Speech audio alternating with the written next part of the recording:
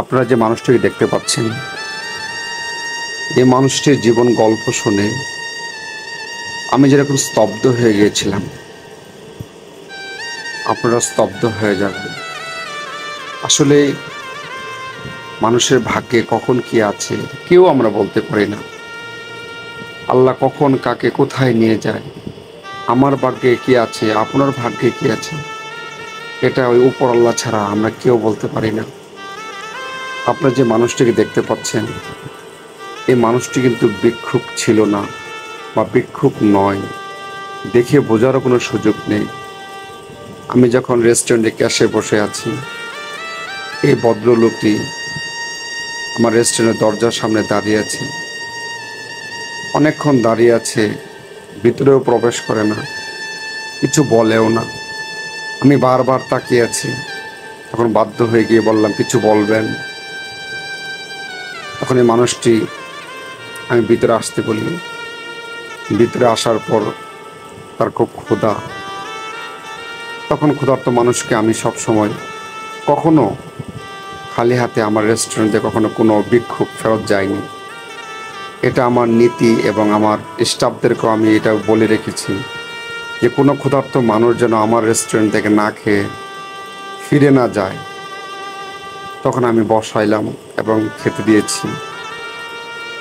আমি অনেকক্ষণ তাকে তাকে ভাবলাম,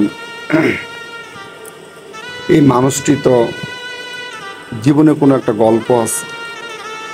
এই মানুষটির যে স্মার্টনেস, কথাবার্তা, এর যে কথার স্টাইল, কথা বলার যে একটা ধরন, মনে হয় না সে ক্ষুধার্ত বা ভিক্ষুক।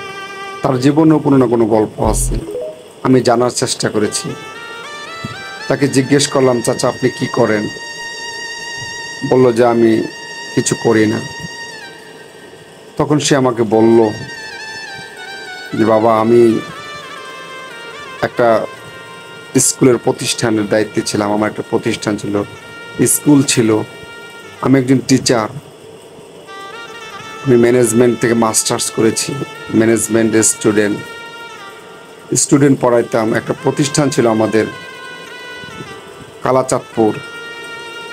করোনার সময় তার খুব খারাপ অবস্থা যায়, যার জন্য সে এক সময় তার প্রতিষ্ঠান যে ছেড়ে দিতে বাধ্য হয়। এক সময় তার অনেক ক্ষতি হয়, লস হয়। করোনা তার জীবনের সব কিছু কেড়ে নিয়ে যায়। এক সময় করোনা ঠিকই চলে গিয়েছে, কিন্তু তার জীবন থেকে তার সব নিয়ে যায়। সে ইংলিশেও অনেক স্টুডেন্টদের পড়িয়েছে, অনেক স্টুডেন্টদেরকে যাদের খরচ দেওয়ার সামর্থ্য ছিল না তাদেরকে ফ্রি পড়াইতো। এখন তাদেরকে ফোন দিলেও তারা এখন ধরে না। তার ছেলে নাই, 2 মেয়ে। সে এখন ভিক্ষে করে। গল্প করতে করতে তাকে তখন জিজ্ঞেস করলাম, তার অতীত স্মৃতি মনে পড়ার সাথে সাথে দেখেন ছোট্ট বাচ্চার মতো কান্না শুরু করে দিছে। আমি তখন টিস্যু নিয়ে দিয়ে বললাম, চাচা কান্না করেন না। প্রত্যেকটা মানুষের জীবনে এমন কিছু গল্প থাকে, এমন কিছু ইতিহাস যা মানুষ জানতেও চায় না, জানার চেষ্টাও করে না। আমি তার কাছে জানার চেষ্টা করেছি। তার যখন অতীত স্মৃতিগুলো মনে হয়, চোখের পানিগুলো টপ টপ করে তার চোখ দিয়ে বেয়ে পড়ছে। আমাকে বলতেছে, বাবা আমি এক সময় ঈদের সময় কত কম্বল, কত জামা, কত কাপড় মানুষকে দিয়েছি, দান করেছি, শত শত মানুষকে। আজ আমি মানুষের কাছে ভিক্ষে করি, মানুষের কাছে চাই। কখনো কখনো সে লজ্জা পায়, কখনো সে খুব বিভ্রান্ত হয়। কিন্তু ভাগ্যের কি নির্মম পরিহাস, আজ তার এই পথ পেতে নিতে হয়েছে। কি বলবো, যখন তার কথাগুলো শুনছি মনে হচ্ছে যেন আমার বিবেকের ভিতর ভূমিকম্প শুরু হয়ে গেল। কারণ করোনার সময়টাতে আমারও অনেক খারাপ সময় গিয়েছে, কিন্তু আমি কখনো হাল ছাড়িনি।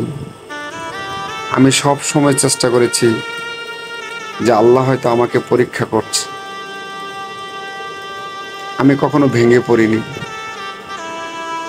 কিন্তু তার যে করুণ কাহিনী, তার যে গল্প, তার যে কষ্ট, তার যে যন্ত্রণা, কথাগুলো শুনে সত্যি স্তম্ভিত হয়ে গেছি। একটা মানুষ কখন তার অতীতগুলো মনে পড়ার সাথে সাথেই তার চোখের পানিগুলো টলমল করে পড়তে থাকে। সত্যি মাঝে মাঝে আমিও ভাবি যে কখন কার ভাগ্যে কি আছে, আল্লাহ কখন কি রেখেছে কেউ বলতে পারে না। এই মানুষগুলোর সাথে যদি আমি না মিশতাম, তাহলে আমি কখনো বুঝতেই পারতাম না মানুষের জীবনে কষ্ট আছে। এই মানুষদের সাথে যদি আপনারা মিশেন, তাহলে প্রতি মুহূর্তে আপনার ভিতরে যে অহংকার জন্ম নেবে, আপনার ভিতর যে দাম্ভিকতা, যে ক্ষমতা তৈরি হবে, সেগুলো আপনার ভিতর থেকে চলে যাবে। আমি দোয়া করি আল্লাহ যেন প্রত্যেকটা মানুষকে ভালো রাখে, সুস্থ রাখে। কারো জীবনে যেন এমন পরিস্থিতি তৈরি না হয়, এই মানুষটিকে দেখে কি মনে হয়, এই মানুষটিকে দেখলে আপনি কখনো বুঝতে পারবেন না তার জীবনে কি নির্মম গল্প কাহিনী লুকিয়ে আছে, কি স্মার্টলি কথাবার্তা। বিশ্বাস করেন, যখন তার কথাগুলো শুনছি, আমার ভিতর মনে হচ্ছে যেন সব কিছু দুমড়ে মুচড়ে একটা ভূমিকম্প তৈরি হচ্ছে। আমি আমার নিজের আবেগকে কন্ট্রোল করতে খুব কষ্ট হচ্ছে। আমার চোখের পানিগুলো টলমল করছে, কারণ এই করোনার সময়টা তো আমার অনেক ভয়ঙ্কর খারাপ সময় ছিল। আমারও অনেক ভয়ঙ্কর সময়টা পার করেছি করোনার সময়।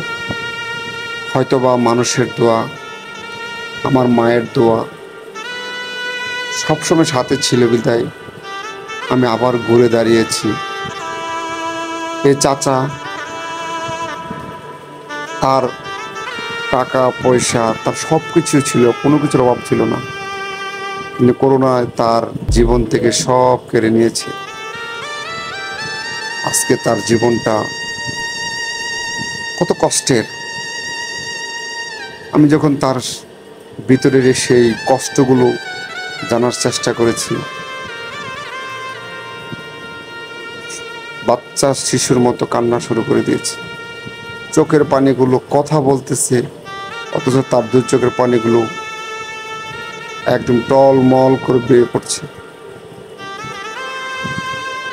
দোয়া করি আল্লাহ প্রত্যেকটা মানুষকে ভালো রাখুক, সুস্থ রাখুক, কারো জীবনে যেন এমন পরিস্থিতি তৈরি না হয়। সবাই ভালো থাকবেন, সুস্থ থাকবেন, আর আল্লাহ তাআলা যেন আমাকে সবসময় আমার মনটা আরো উদ্ধার করে।